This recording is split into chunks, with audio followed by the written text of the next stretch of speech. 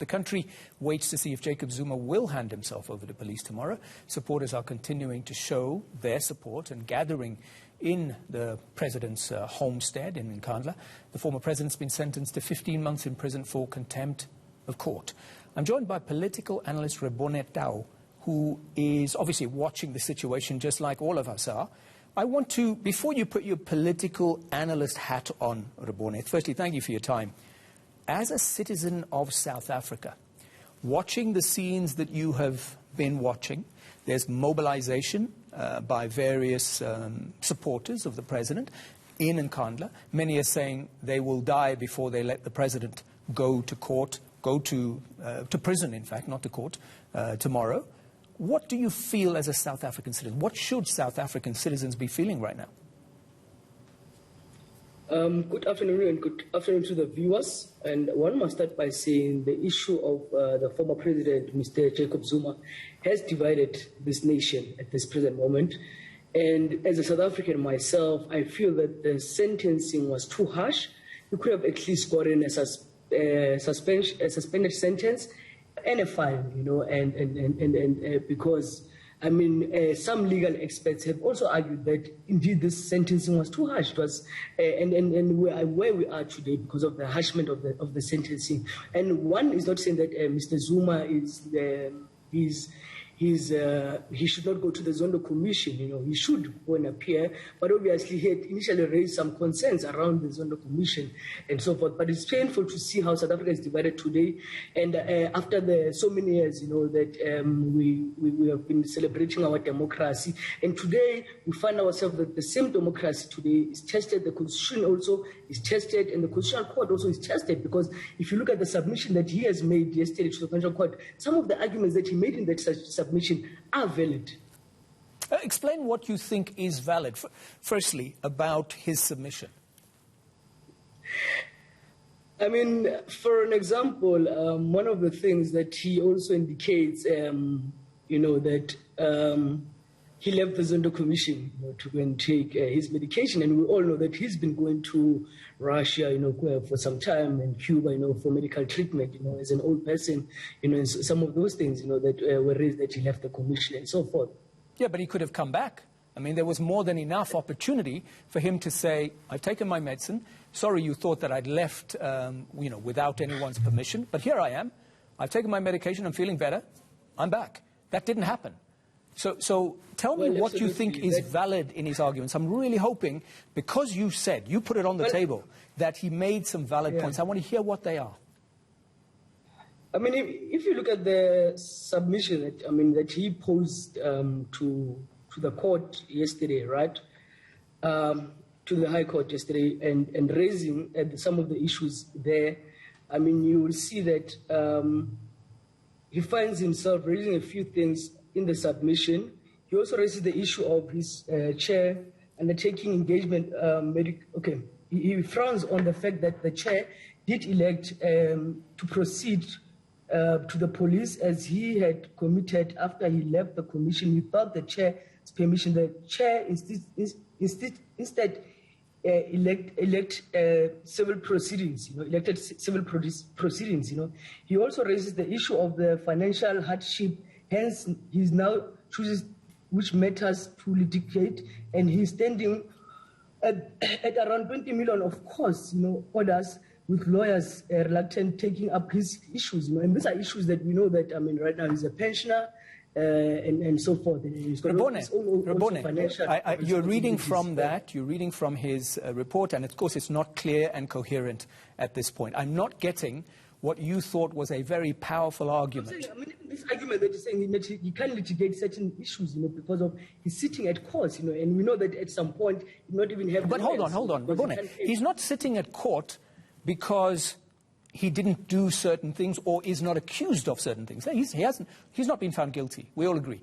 But because his name is associated as the authority, as the president, as someone who potentially or allegedly approved certain things. That's why he's in court. It's not, this is not a vexatious move. People are not doing this. It's not frivolous that people require him to be at court.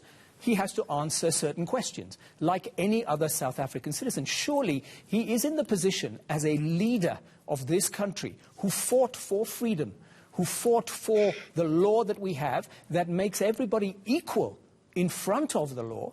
He must lead by example. So when he's asked to come to the Constitutional Court, or when he's asked to come to the Zondo Commission, surely his leading by example is being there. That sets the tone, because it's what he fought for.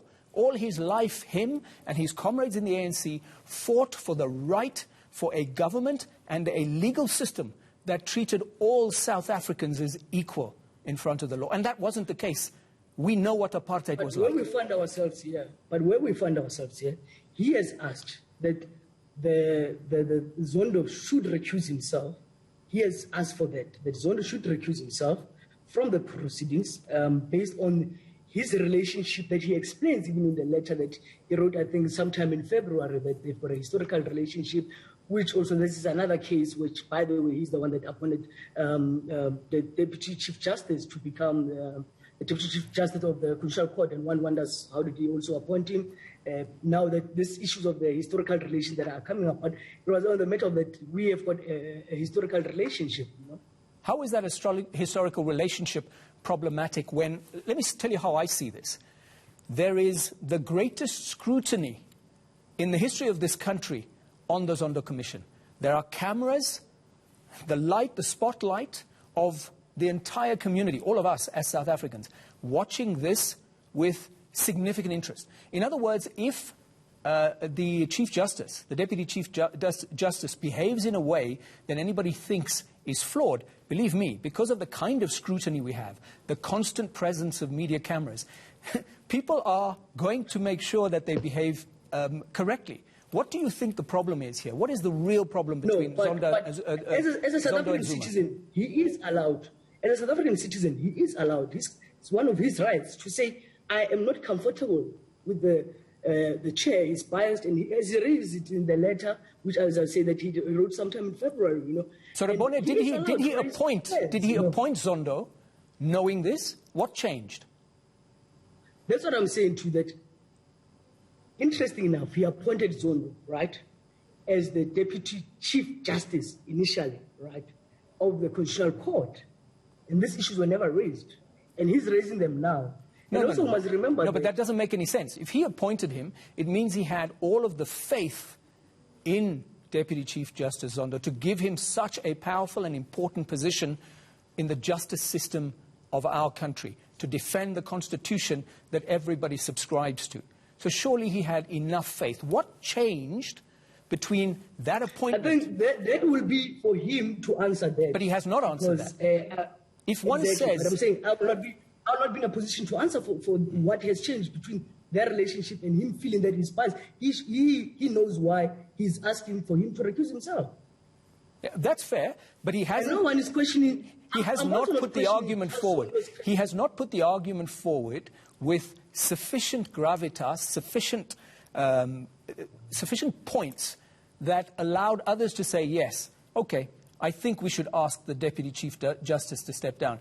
Those arguments have not been put in a way that are so compelling that the Deputy Chief Justice was asked to remove himself. And that's the problem right now. I think the President, it appears, the ex-President is throwing things on the wall, but there isn't sufficient support in terms of the argument to allow this to be compelling enough for people to say, you're right, your arguments are so powerful, the Deputy Chief Justice should step aside. It sounds to me like there are a lot of excuses being made. You know, unfortunately, as I said, the letter was written in February, and for this interview, I was going to talk about the letter. I was asked to talk about the issues in Nkandla. Had I had known that we would also be discussing that letter, I would have gone through it, refreshed my memory, and then we could have debated the issue.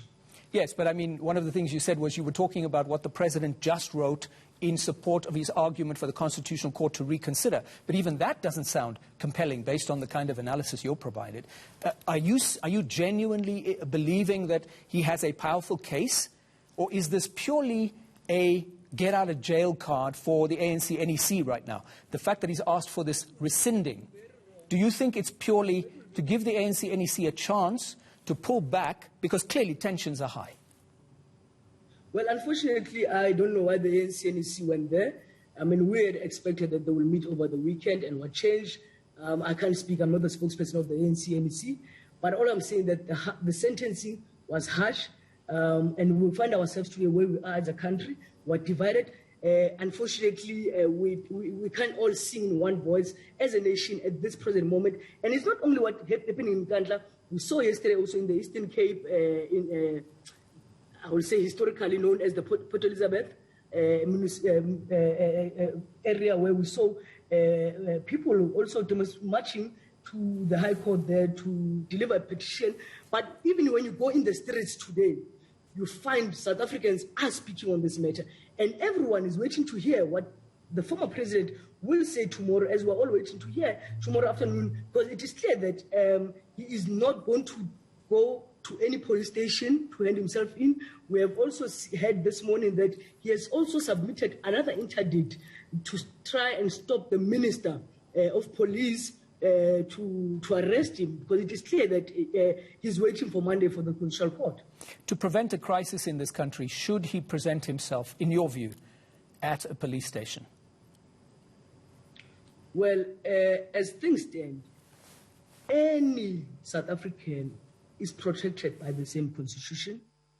It's his right, if he feels that he wants to take up, challenge the Constitutional Court judgment. It's his right. I think we must first start there as a South African citizen. Now, unfortunately, as I said earlier on, personally, I feel this judgment was harsh. And I still maintain that the judgment was harsh.